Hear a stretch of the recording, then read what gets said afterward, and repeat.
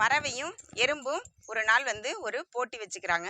அந்த என்னன்னா அந்த மலையை வந்து 2 பேரும் மேலே உச்சியை போய் யார் தொடுறது அப்படின்னு சொல்லிட்டு போட்டி வைக்கிறாங்க. 2 பேரும் அந்த போட்டிக்கு சம்மதிச்சு போட்டி ஆரம்பிக்கிறாங்க.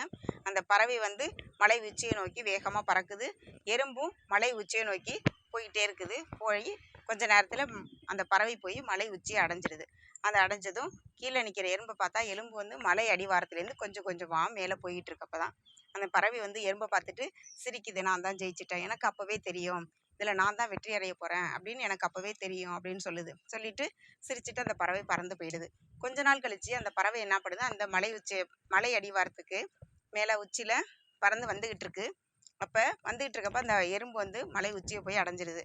பார்த்துட்டு பறவைக்கு ஒரே ஆச்சரியமாக இருக்குது.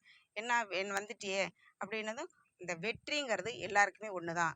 ஆனால் வந்து சில பேருக்கு சீக்கிரமாக கிடச்சிரும், சில பேருக்கு லேட்டாக கிடைக்கும். அது மாதிரி இப்போ நான் இந்த வெற்றி அடைஞ்சிட்டேன் அப்படின்னு சொல்லுது. அது மாதிரி எல்லாருக்குமே வெற்றிங்கிறது ஒன்று தான்.